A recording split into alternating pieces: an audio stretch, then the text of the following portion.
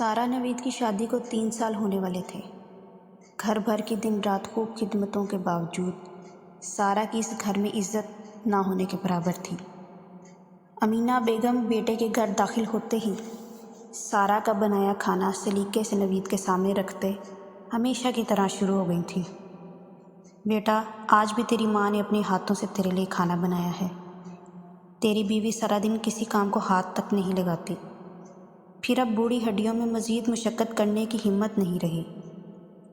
کہتے ساتھ ان کی آنکھوں سے 2 آنسو نکل کر رخسار پر پھیلے تھے۔ سارا کو سمجھا دوں گا اماں، تو فکر نہ کر۔ آنکھوں کے سامنے اپنی سگڑ بیوی کا سراپا آتے ہی نوید کے لب مسکرائے۔ سمجھا دے گا، مجال ہے جو یہ کہہ دے کہ